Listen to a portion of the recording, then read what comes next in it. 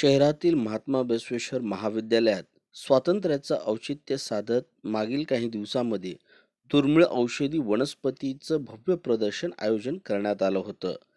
अशा वाढत्या ॲलोपॅथीच्या जमाड्यामध्ये आयुर्वेदिकचं महत्त्व सांगण्याच्या उद्देशाने या महाविद्यालयाने प्रत्यक्षामध्ये ती वनस्पती व तिचे गुणधर्म व वैशिष्ट्य सांगणारं सुंदर असं भव्य स्वरूपातलं प्रदर्शन मांडलं होतं.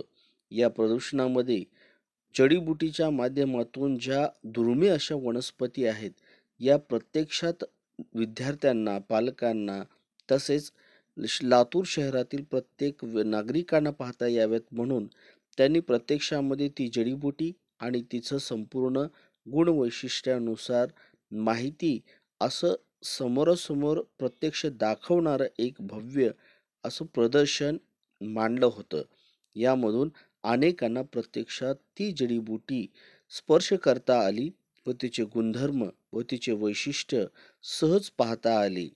या भव्य प्रदर्शनाच्या बाबतीमध्ये सांगायचं झालं तर याची संकल्पना या महाविद्यालयातील प्राध्यापक डॉक्टर डी.बी. चाटे यांनी मांडली व लगेच त्यांचे सहकारी staff doctor Manoj Gaikwad, doctor Ujjwala Gaikwad, प्राध्यापिका प्रतीक्षा मामडगे, प्राध्यापक पांचाळ या सर्वांनी अहोरात्र परिश्रम करून एडशी तसेच संजीवनी बेट इथे काही आयुर्वेदिक तज्ज्ञांना सोबत घेऊन प्रत्यक्ष जडीबुटी तिथे जाऊन त्यांनी जमा केली आणि ते या प्रदर्शनात मांडली.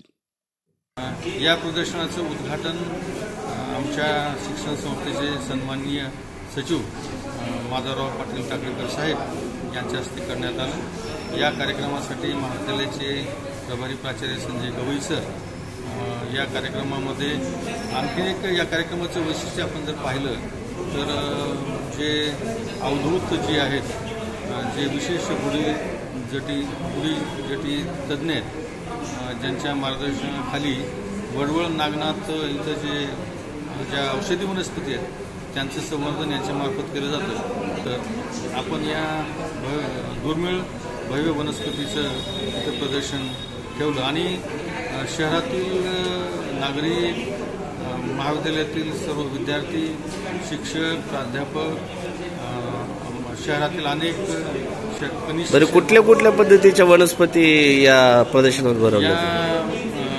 या प्रदर्शनामध्ये अतिशय दुर्मिळ अशा औषधी वनस्पतींचं आपण इथं प्रदर्शन ठेवलं होतं. याच्यामध्ये भुईलिंब, गुडमार, लोधरा, मधुनाशनी, काळा धोत्रा. सर, आता सध्याला जो डायबिटीज सारखा रोग आहे किंवा कॅन्सर सारखा रोग आहे, तर अशा रोगांवरती कुठल्या वनस्पती काम करतात?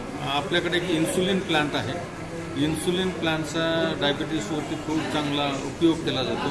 या इन्सुलिन प्लांटचे आपण सकाळी उपाशीपोटी हे या वनस्पतीचे आपण पानं खाल्ले किंवा याचा रस करून आपण त्याचं सेवन केलं तर हे मधुमेहासाठी अतिशय गुणकारी अशी वनस्पती आहे. आणि कर्करोगावरती कुठली वनस्पती? कर्करोगावरती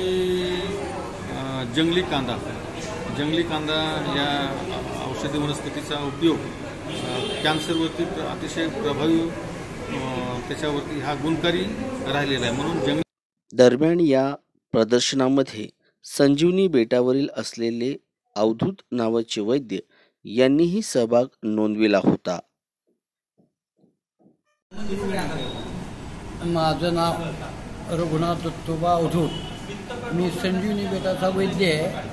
तिथून मला वैद्य अवधूत म्हणून माझं नाव पडलं गेलं आणि बरेच काही संजीवनी बेटावर कार्य केल्यामुळं मला ह्यांचे संबंध आले आणि ह्यांनी मला वनस्पतीची माहिती घेण्यासाठी मला वडवळ संजीवनी बेटाला घेऊन गेले.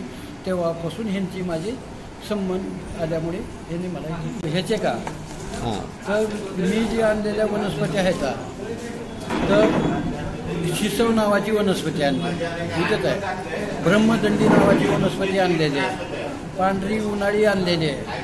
तसंच कुटकी, जेणेकरून त्या कुटकीपासून पित्ताचे आणि कावीळचे रोग समूळ नयनात होते अशा प्रकारची कुटकी भेटलेली आहे. आम्हाला पित्त अधोगत आम्लपीत आणि एक शीतपीत असे 3 प्रकार गहन आहेत. बाकीचे जे 42 पित्तापैकी बाकीचे पित्त ती सर्वालाच असतात आणि आसुंशीने कुणाला तेवढा म्हणावा असा त्रास होत नाही. ती खाण्यामध्ये बदल झाल्यानंतरच तेवढा थोडा बहुत त्रास होत असतो. पण पित्त खरे त्रास कोणत्या पित्ताचा जास्त त्रास होतो? उदर व आम्ल पित्ताचा. काय होतं नेमकं याच्यात? काही आंबट खावा किंवा टेन्शन घ्या किंवा शिळं खावा, झोप नाही आली तर त्यांना इतका त्रास होतो की मध्ये आम्लता वाढते. वाढल्यामुळं त्याला उलटी आल्यावणी होती, पायात जळजळ, पोटात बडबड, छातीमध्ये धडधड आणि भूक न लागणे, तोंडाला चव न येणे, उलटी आल्यावणी वाटणे, छातीमध्ये जळजळणे, भीती वाटणे, अशा अनेक प्रकारच्या त्याला त्रास होत असतं आणि काम करावं वाटत नाही. हे अशा प्रकारचे. मग याच्यावर काय उपाय काय आहे? उपाय आहेत ना. मी शिरडा नावापासून एक वनस्पतीपासून मी. या प्रदर्शनात ज्ञानेश्वर आर्य एडशी येथील वैद्य सहभागी होते. पर्यंत सगळ्या प्रकारचे आजार समूळ नष्ट करण्याची ताकद भारतीय आयुर्वेदामध्ये आहे, म्हणजेच भारतीय जडीबुटी जंगली वनस्पतीमध्ये आहे. तर त्याच्यासाठी हे तरुण पिढीला ह्याचं माहिती व्हावी आणि हे ज्ञान सर्वसामान्य लोकांपर्यंत पोहोचावं. याच्यासाठी आपल्या कॉलेजनी मी माझा परिचय देतो.